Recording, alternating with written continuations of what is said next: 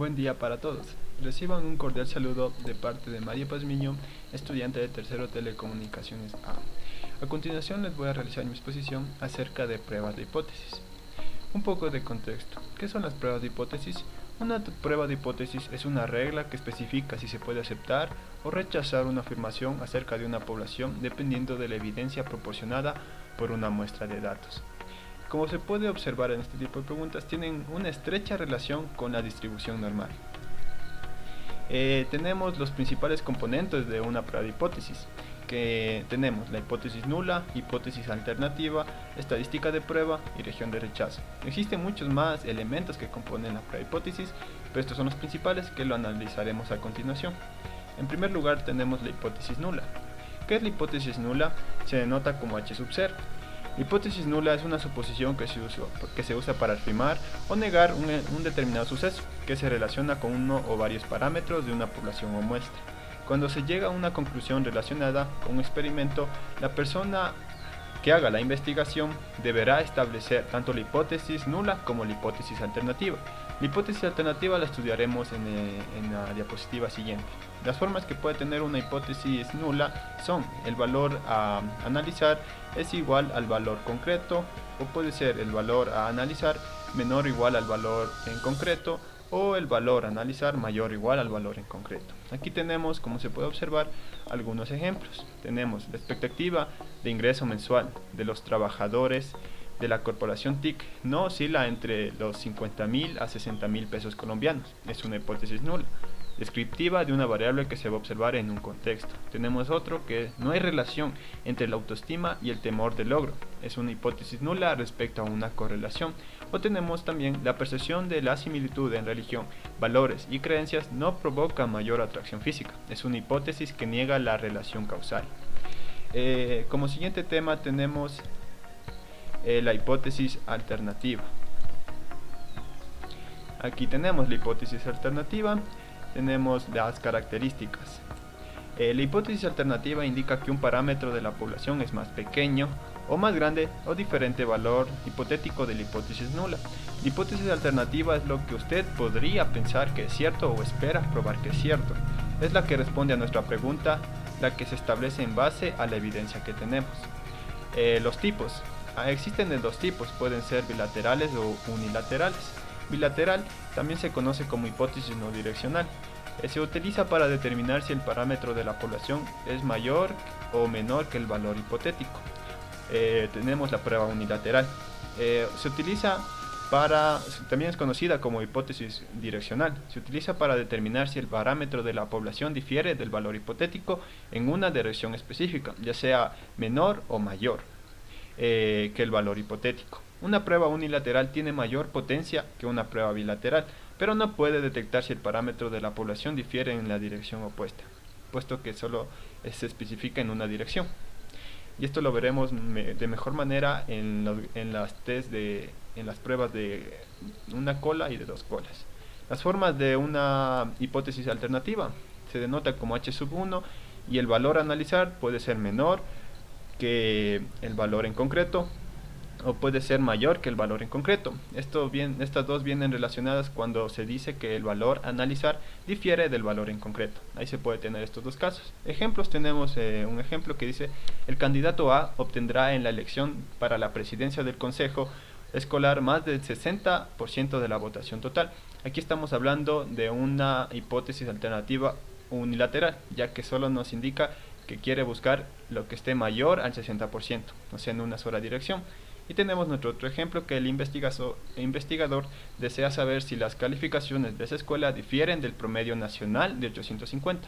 Entonces aquí nos encontramos con una hipótesis alternativa bilateral, ya que nos indica que difiere, entonces puede ser tanto menor como mayor. Siguiendo con los temas, tenemos el nivel de significancia alfa. El nivel de significancia alfa. Características. La significación estadística juega un papel fundamental en la prueba de hipótesis estadística. Su definición. El nivel de significancia se denota como alfa y es la probabilidad de rechazar la hipótesis nula cuando sea verdadera. Para determinar si un resultado es estadísticamente significativo, un investigador calcula un p-valor. ¿Qué es un p-valor? Es la probabilidad de observar un efecto de la misma magnitud o más extrema dado que la hipótesis nula es verdadera. La hipótesis nula se rechaza si el p-valor es menor que el nivel predeterminado alfa, es decir, es menor que el nivel de significancia. Los valores comunes que alfa puede tomar generalmente están entre 0.1 o 0.05 o 0.01. Como siguiente tema tenemos ¿qué son los errores tipo 1 y tipo 2? Ninguna prueba de hipótesis es 100% cierta, puesto que la prueba se basa en probabilidades. Siempre existe la posibilidad de llegar a una conclusión incorrecta. Por lo tanto, debemos determinar qué error tiene consecuencias más graves para su situación antes de definir los riesgos. Se pueden cometer dos tipos de errores, de tipo 1 y de tipo 2. ¿Cuándo se comete un error de tipo 1? Si nosotros o usted rechaza la hipótesis nula cuando es verdadera, cometemos un error de tipo 1. La probabilidad de cometer un error de tipo 1 es alfa, es decir, es el nivel de significancia. Es el nivel de significancia que usted establece para su prueba de hipótesis. ¿Cuándo cometemos un error de tipo 2? Cuando la hipótesis nula es falsa, y nosotros no la rechazamos, cometemos un error de tipo 2. La probabilidad de cometer un error de tipo 2 es beta, que depende de la potencia de la prueba. Puede reducir el riesgo de cometer un error de tipo 2 al asegurarse de que la prueba tenga suficiente potencia, Para ello, asegúrese de que el tamaño de la muestra sea lo suficientemente grande como para detectar una diferencia práctica cuando ésta realmente exista. La probabilidad de rechazar una hipótesis nula cuando es falsa es igual a 1 menos beta. Este es el valor de la potencia de la prueba. Siguiendo con los temas tenemos también los test de una o dos colas. Una prueba estadística se basa en dos hipótesis, como ya lo habíamos planteado: hipótesis nula H sub 0 y la hipótesis alternativa H sub 1. El tipo de hipótesis alternativa se define si una prueba es de una cola o de dos colas, unilateral o bilateral, como le habíamos explicado. Si es una unilateral o de una cola, nos quiere decir que el H sub 1 o la prueba alternativa puede ser mayor o menor, pero no puede ser las mismas. Entonces solo se da cuando es mayor o cuando es menor, y como se puede observar en la gráfica, nos dice que se denomina prueba de una sola cola. Por lo general, la región crítica para la hipótesis alternativa en la que nuestro valor a analizar es mayor a nuestro valor concreto, en este caso sería acá, nos dice que yace en la cola derecha de la distribución normal del estadístico de la prueba. Como se puede observar, aquí tenemos nuestra distribución normal, nuestra hipótesis nula. Aquí nos indica cuando es mayor que nuestro valor concreto, por eso se ubica del lado derecho, pero esto es nuestro nivel de significancia, y nuestro restante sería la resta de 1 menos el nivel de significancia. También tenemos en el otro lado, cuando la hipótesis alternativa de nuestro valor a analizar es menor a nuestro valor concreto, yace en la cola izquierda. Como se puede observar aquí, tenemos nuestro nivel de significancia, como nos indica que es menor, se ubica en el lado izquierdo de nuestra distribución normal, y el restante sería 1 menos alfa. Esto sería para identificar cuando es unilateral o de una cola. Tenemos cuando es bilaterales o de dos colas. Aquí se da cuando la hipótesis alternativa es bilateral, es decir, se tiene cuando se difiere del valor, cuando el valor a analizar difiere al valor concreto, como se puede observar aquí. Nuestra hipótesis alternativa, nuestro valor a analizar no es igual al valor en concreto, entonces se obtiene dos alternativas, ya sea mayor que el valor concreto, o que sea menor al valor concreto. La región crítica se divide en dos partes, aquí como se puede observar, que a menudo tienen probabilidades iguales, que se colocan en cada cola de la distribución del estadístico de la prueba. Aquí en cada cola se utiliza o se coloca la mitad casi del nivel de significancia. Por tanto, aquí se ubica el 50% del nivel de significancia, y aquí el otro 50%. Pero de la misma forma, el sobrante va a ser 1 menos el nivel de significancia de nuestra hipótesis nula. Aquí nos explica que si la hipótesis alternativa difiere, nuestro valor a analizar difiere de nuestro valor concreto, se establece dos dos posibles resultados, que sea menor que el valor concreto o sea mayor. Y como se puede observar en la gráfica, se representa tanto en la izquierda como en la derecha, por ende, como se dice, de dos colas. Tenemos también, nuestro siguiente tema es zonas de rechazo. Zonas de rechazo. La región de rechazo puede considerarse como el conjunto de valores de la estadística de prueba que no tienen posibilidad de presentarse si la hipótesis nula es verdadera. Por otro lado, estos valores no son tan improbables de presentarse si la hipótesis nula es falsa. El valor crítico separa la región de no rechazo de la rechazo. ¿Cómo identificamos todos estos valores o términos dentro de nuestra distribución? Se establecen las condiciones específicas en las que se rechaza la hipótesis nula y las condiciones en las que no se rechaza la hipótesis nula. La región de rechazo define la ubicación de todos los valores que son tan grandes o tan pequeños que la probabilidad de que se presenten bajo la suposición de que la hipótesis nula es verdadera es muy remota. El valor crítico, como vemos, es lo que limita del nivel de aceptación al nivel de rechazo. Es el punto de división entre la región en la que se rechaza la hipótesis nula o la región en la que no se rechaza la hipótesis nula.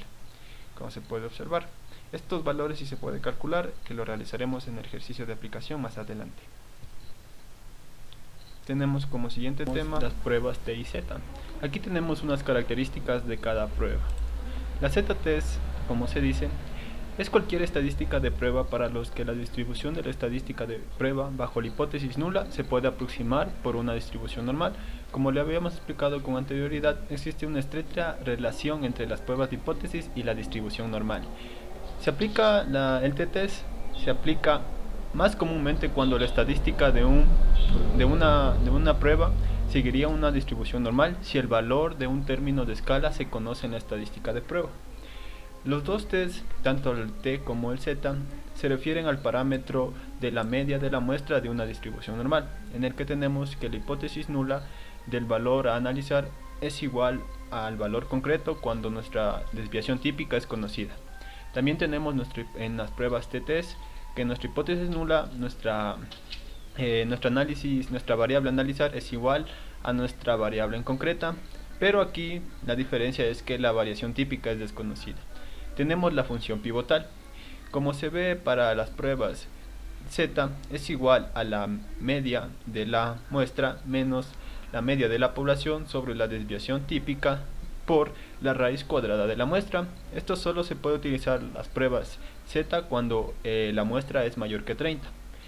Para las pruebas t es igual a la media igualmente menos la media de la muestra menos la media de la población dividido para un parámetro que es un estimador insesgado de la desviación típica, y esto por la raíz cuadrada de la muestra. Se utiliza esta fórmula cuando n es menor o igual que 30, cuando la muestra es menor o igual que 30. Analizamos, vemos que ambas fórmulas refieren tan solo en el que el estadístico del z-test aparece en el denominador la desviación típica poblacional conocida, mientras que en el t-test tenemos un estimador insesgado de dicho parámetro.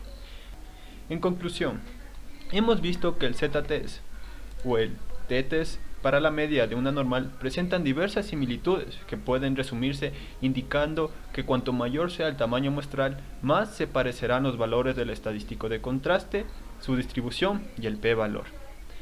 Como para finalizar, realizaremos una prueba de un ejercicio de aplicación.